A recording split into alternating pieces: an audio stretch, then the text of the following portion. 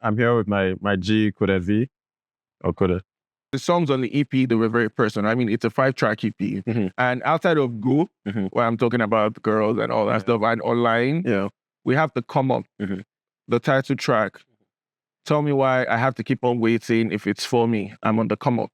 You know, I have How Bad. How bad do you want it? Yeah.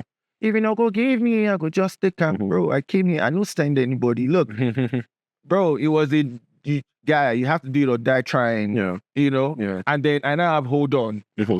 Say you better hold on. Listen to the voice of reason, you know? Yeah. No go make You were talking directly to yourself. I was talking to myself. Yeah. Look, I try to make, like I said, I make music for the audience. Yeah. I try to make something that you can relate to. I know it's not easy for a lot of people. Yeah. I want you to be able to sing something and feel empowered because it helped me as well. Yeah. Yeah. You know? So all of that, you know, it was very intentional. You know, talking to myself through the EP, trying to get people to also relate to my struggles and possibly, you know, internalize that to what they're going through as well. Yeah. And feel good about it. Yeah. And I just added to, I beg, no go dey depressed because of my, you know, I just added to dance. Yeah. Dance. I mean, online is still also like, it still has a message, right? Like it does. It still has a message. I don't think it's an empty song. You know what? You are right. Look at your life. Yeah.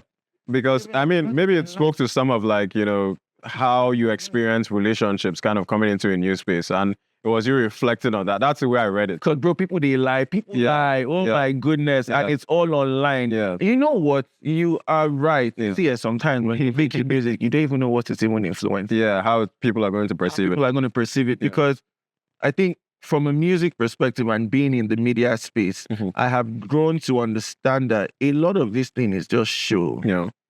You know, social media as well, being so attached to social media. I'm like, you know what? I'm going to let people know this through, you know, my song online. You know, everything is all online. Yeah. People put up a certain, it's a show. Yeah. It's perception. Yeah. And you have to navigate that as an artist. You have to navigate that as an artist. I'm putting a certain, like, this is me trying to be vulnerable. Like, I can give you a whole show of, oh, this is coded and ha ha ha. But no, bro, you know, I get sense. I'm in touch with my feelings too, and this is what it is. Yeah. So it's like all online, navigate that, forget about that, focus on the important stuff. Yeah. Like sometimes it's about you. Don't be an asshole. Yeah. But sometimes it should be about you as well. Yeah. You know, so yeah. all that. I'm curious about, like, you know, as a producer and as an artist and a songwriter, I feel like, you know, obviously, like, you're the entire package, and a lot of your, you know, you're able to convey a lot of your vision in this piece. I'm curious about, like, how did you, you know, I'm just thinking about, like, you know, the Lil Wayne album that dropped, and one of the complaints was like beat selection, and, you know, how the production wasn't really great, and then people were swapping some of the music out, and, you know, finding out like the rapping was okay or still, you know, quite good, but like the beat selection wasn't that great. So how did you, you know, because I know you have a library of thousands of beats, right? Yeah, and you keep making music, and you keep, you know, perfecting and changing and tweaking, right? So how did you settle on the vibe? How did you kind of define what you wanted this to sound like and then go after it? Like, how did that come about? Look, man, I had to do a lot of reflection. Yeah. Because it's very easy to get lost in the sound. Yeah.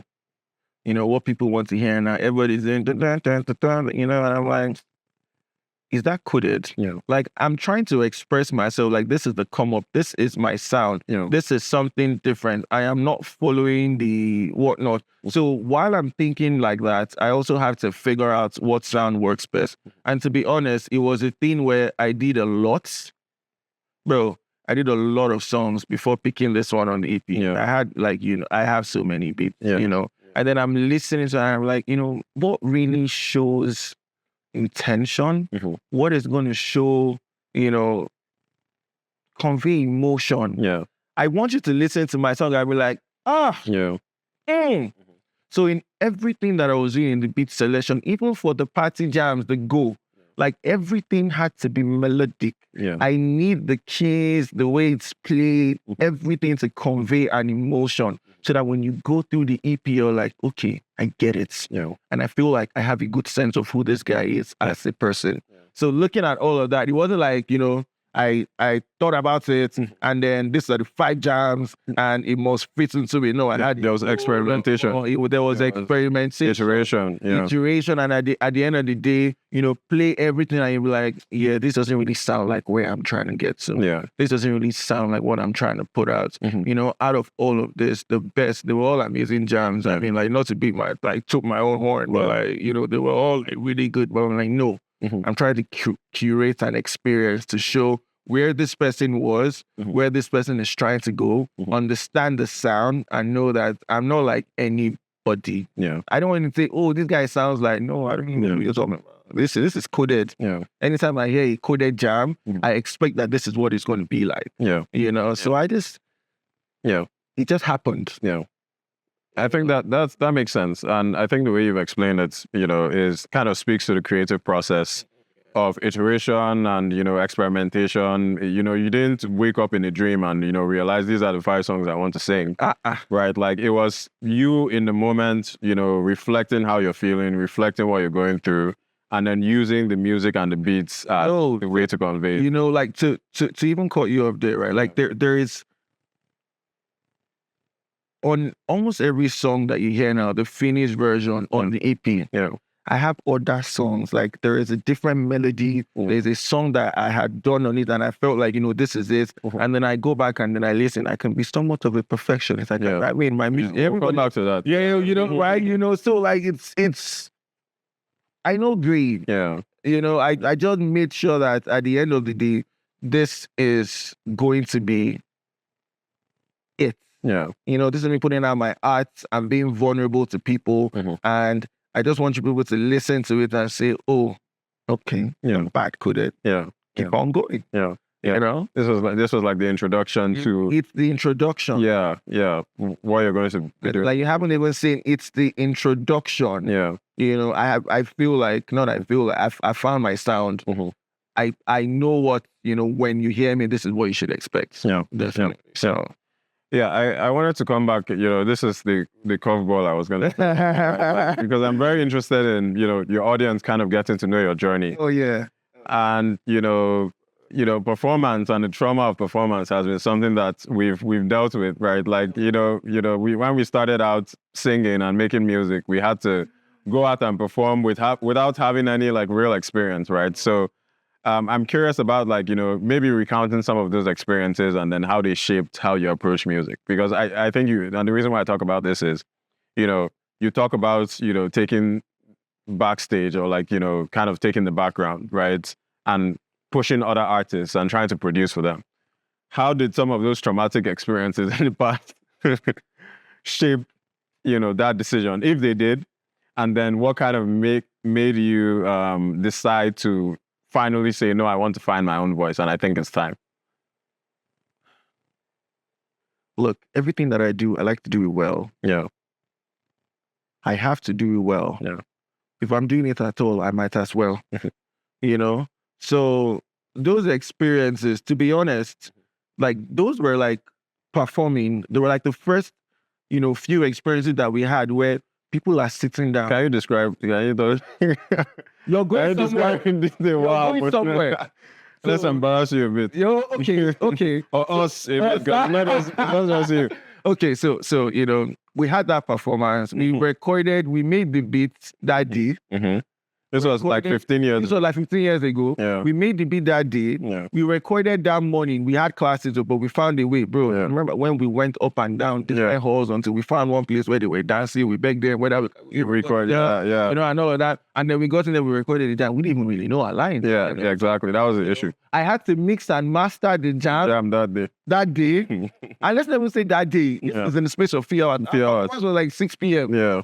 And then at the end of the day, we still had to go to classes, and then we went in there, and there were quite a couple of people. Yeah. And they looked like who the hell are these guys? Yeah. And it was 1, 2, 3, 4. We were 4.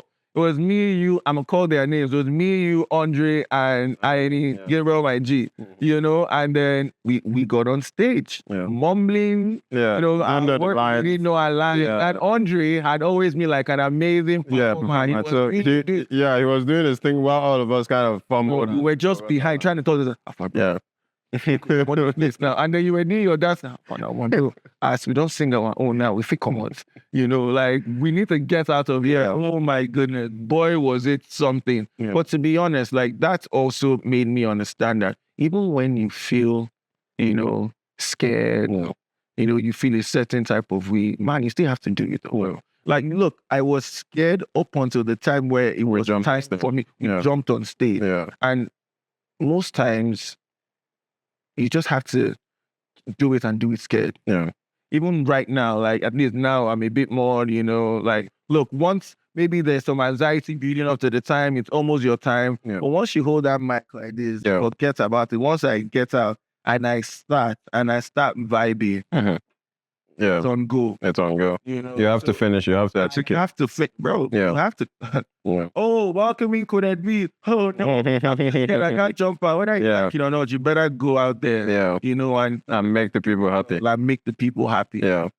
So all of that definitely, look, man, we're all products of our experiences. Yeah. So all of that shaped me to become who I am, what not to do on stage. Understanding that not everybody will jump up and down with you when you're singing. But guess what? Still do it. Yeah. Song selection as well. Also, like, these are expressions like, what? You don't need to do like vibey songs every time. So, if it's a setting where everybody's sitting down, like pick something else. I think that also, sort of shaped my mind to having different types of sounds for different occasions. Yeah. Just so I'm not just giving you like the same Afrobeat vibe, so much club. To that point, I think like even like this was like a dinner, and like even like, and we kind of came with this like party vibe. I mean, everyone was sitting down, right? Like, so we didn't. I mean, we're inexperienced, right? So now thinking about I was sitting down. That I can't remember the jam, but like it was very vibey, and unfortunately, we're the only ones dancing. Yeah. I'm all dinner dressed. To eat, like, more. Exactly. So, like, that also shaped the whole idea of having different songs for different occasions. Personally, right, it made me, even before this EP, as an artist, it sort of made me slow down to get a good number of songs before I start pushing to perform. I never wanted it to be like that artist where I come with only one service. Your only song. And, people were like, you just have to go. You have to go do this thing. Where I'm like, look, man, I don't want to do that. If I don't feel like it's time. Like, to me, music is a business. There must be strategy behind it. There must be a reason for doing it. So at that point, I felt like it wasn't time yet to start doing all of that. But when I had, the songs that I wanted to have, and then having this EP as well, come on, now I'm on fire.